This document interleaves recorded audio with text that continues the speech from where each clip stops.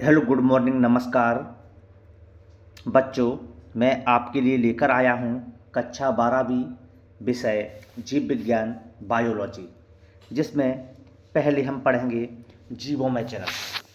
बच्चों क्या पढ़ेंगे? सबसे पहले इसमें हम देखते हैं, आज पढ़ेंगे जीवों में जनन। जीवों में जनन क्या होता है तो देखते हैं। सबसे पहले प्रश्न बनता है इसमें जीवन अवधि। जीवन अवधि किसे कहते हैं? तो जीवों के जन्म से उसकी प्राकृतिक मृत्यु तक का समय जीवन अवधि कहलाती है। तो जीवों के जन्म से उसकी प्राकृतिक मृत्यु तक का जो समय होगा उसे जीवन अवधि कहेंगे, जीवन अवधि कहलाती है। जीवन अवधि को इंग्लिश में लाइफ स्पैन कहते हैं। लाइफ स्पैन, या अपन इस तरीके से इसे कह सकते हैं कि किसी भी प्रजाति के जीवों के द्वारा, किसी भी प्रजाति के जीवों द्वारा अधिकतम वर्षों तक या अधिकतम आयु तक जीवित रहना अधिकतम जीवन अवधि कहलाती है। तो जीवन अवधि क्या होता है कि किसी भी प्रजाति के जीवों द्वारा अधिकतम वर्षों तक या अधिकतम आयु तक जीवित रहेंगे तो उसे अपन कहेंगे अधिकतम जीवन अवधि। इंग्लिश में मैक्सिमम लाइफ स्पैन कहते हैं। और यदि बात की जाए कि जैसे किसी भी प्रजाति के जीवों द्वारा न्यूनतम वर्षों, मतलब कम से कम वर्षों तक या कम आयु तक जीवित रहना न्यूनतम जीवन अवधि कहलाती है, या इसे मिनिमम लाइफ स्पैन कहते हैं। जब कोई प्रजाति है जीवों द्वारा वो अधिक समय तक जीवित रहेगी तो अधिकतम जीवन अवधि, और कम समय तक जीवित रहेगी तो उसे न्यूनतम जीवन अवधि या मिनिमम लाइफ स्पैन कहते हैं। तो बच्चों ये तो इसका प्रश्न का उत्तर हुआ कि जीवन अवधि किसे कहते हैं। अधिकतम एवं न्यूनतम जीवन अवधि की परिभाषाएं लिखिए। वेरी वेरी मोस्ट इंपोर्टेंट प्रश्न है परीक्षा की दृष्टि से बच्चों। अब देखते हम कि कुछ जीवों की जो जीवन अवधि होती हैं वो किस प्रकार से है। तो आपने देखा है भारतीय हाथी, जो इंडियन एलिफेंट होता है, उसकी जो लाइफ साइकिल होती है, जीवन अवधि होती है, लाइफ स्पैन होती है, जो होती है 60 से 70 वर्ष तक। घोड़ा है, घोड़ा का 60 वर्ष तक जीवित रहता है। उसी प्रकार से मगरमच्छ भी 60 वर्ष तक जीवित रहने वाला जीव है।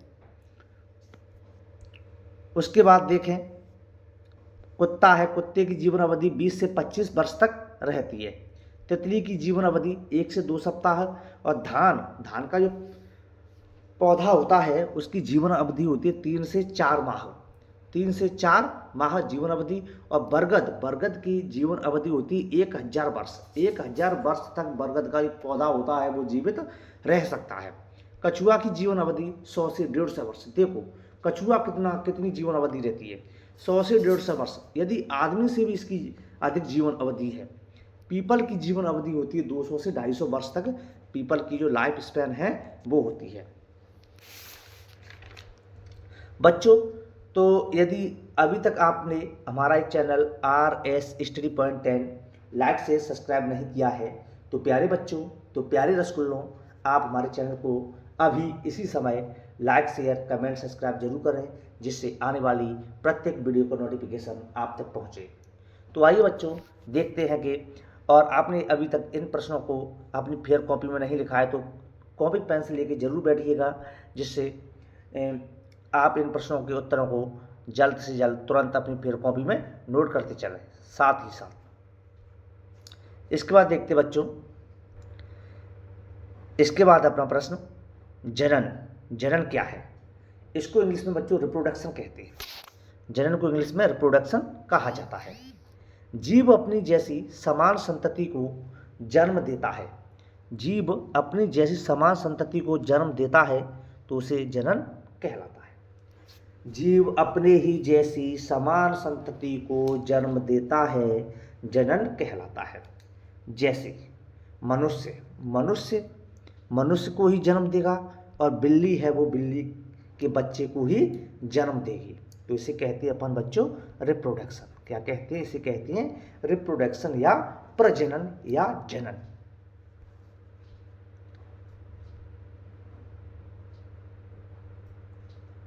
जैसे अर्थात जो जन्म लेता है वह संतति और जो जन्म देता है वह जनक कहलाता है। जो जन्म लेता है उसे तो संतति कहते हैं, और जो जन्म देता है उसे कहते हैं बच्चों जनक कहते हैं। क्या कहते हैं? उसे जनक कहते हैं।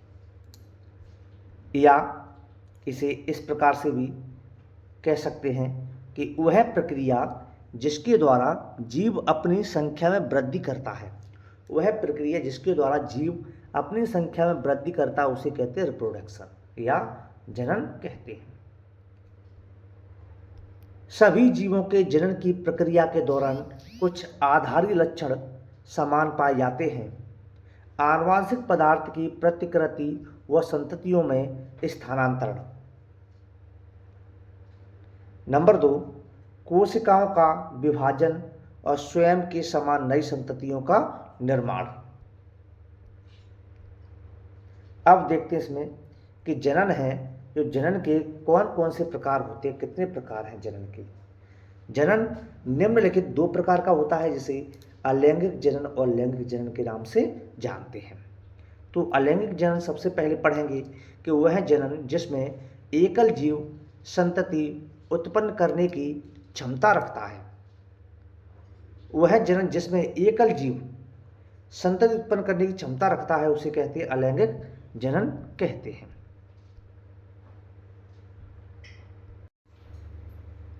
या मतलब अलैंगिक जनन में एकल जनक के शरीर के किसी कायिक भाग से या युग्मक निर्माण के द्वारा नई संतति उत्पन्न होती है, अलैंगिक जनन कहलाता है। अलैंगिक जनन के द्वारा उत्पन्न संतति होती है उसे क्लोन कहते हैं। यहीं से प्रश्न पूछ लिया जाता है कि अलैंगिक जनन के द्वारा उत्पन्न संतति को क्लोन कहते हैं, क्यों? क्योंकि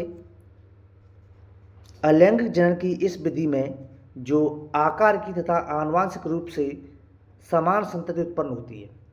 अलैंगिक जनन के द्वारा उत्पन्न संतति को क्लोन कहते हैं क्योंकि इस विधि के द्वारा जो संतान उत्पन्न होती है वो आकार की और आनुवांशिक रूप से कैसी होती है? समान होती है, इसीलिए इसे क्लोन कहा जाता है।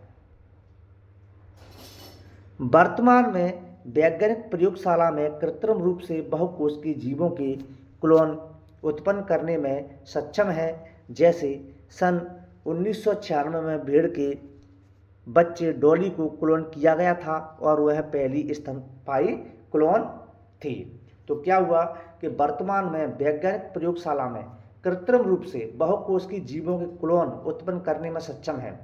जैसे सन 1996 में भेड़ के बच्चे डॉली को क्लोन किया गया था, वह पहली क्लोन स्तनपायी थी। इसके बाद देखते हैं कि अलैंगिक जनन के प्रकार। अलैंगिक जनन होता है, उसके भी प्रकार हैं, विखंडन है। पहला प्रकार है विखंडन। तो एक कोश की विखंडन क्या होता है आपको पता है, विखंडन मतलब टूटना। तो एक कोश के जीवों में अलैंगिक जनन होता है। तो विखंडन इसमें अपन देखते हैं कि विखंडन क्या है कि इसमें एक जीव 2 या 2 से अधिक जीवों को जन्म देता है, तो उसे कहते हैं विखंडन। जब एक जीव 2 या 2 से अधिक जीवों को जन्म देता है तो उसे विखंडन कहते हैं। विखंडन निम्नलिखित 2 प्रकार का होता है, द्विखंडन और बहुखंडन। तो द्विखंडन में क्या होता है कि एक जीव अपने जैसे 2 जीवों को जन्म देगा। इसमें एक जीव होगा वो अपने जैसे 2 जीवों को जन्म देगा, उसे कहेंगे द्विखंडन। और बहुखंडन के एक जीव अपने जैसे कई जीवों को जन्म देता है तो उसे कहते हैं बच्चों बहुखंडन कहते हैं।